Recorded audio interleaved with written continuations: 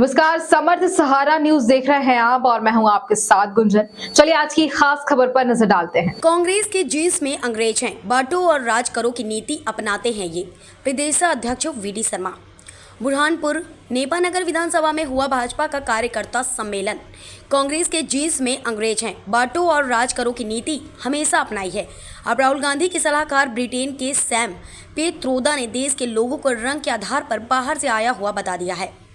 प्रधानमंत्री नरेंद्र मोदी देश के संस्कृति और विरासत को बचाने की बात करते हैं और कांग्रेस विरासत को समाप्त करने की बात कर रही है। बुधवार को यह बात भाजपा के प्रदेश अध्यक्ष विष्णु दत्त शर्मा ने इंदिरा कॉलोनी के राजस्थान भवन में आयोजित बुरहानपुर विधानसभा के कार्यकर्ता सम्मेलन में कही।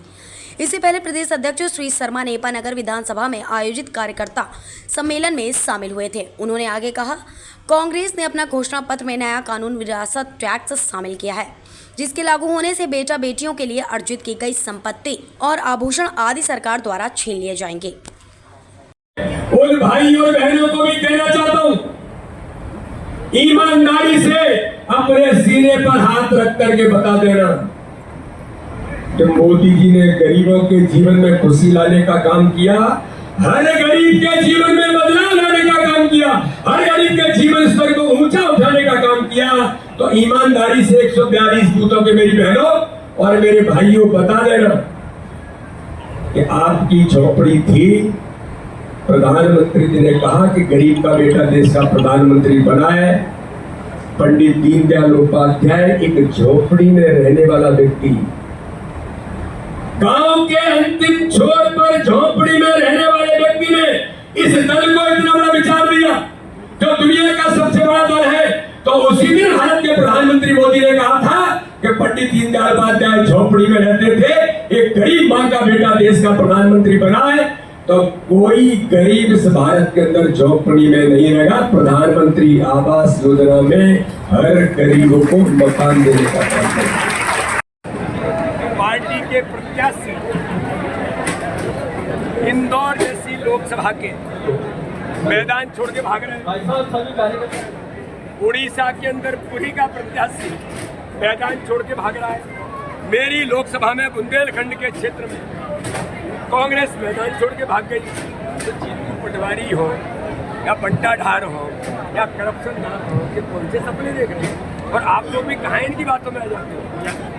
इस मध्य प्रदेश की बहनों ने तय कर लिया है, जीतू पटवारी तुमने जिन शब्दों का उपयोग किया है और तुम्हें रस चाहिए ना, तो अभी 7 तारीख को भी रस मिला है और 13 तारीख को तो इतना रस मिलेगा कि राहुल गांधी और जीतू पटवारी की जीभ बेस्वाद हो जाएगी।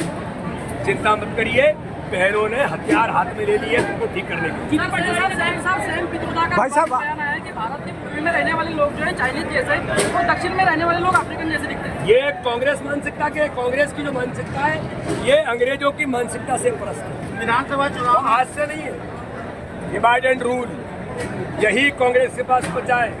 तुष्टीकरण की राजनीति करना, भारत का अपमान करना, ये सैम पित्रोदा का बयान भारत की एकता और अखंडता और भारत की संप्रभुता पर प्रश्न चिन्ह खड़ा किया है। भारत की संप्रभुता को चैलेंज किया है।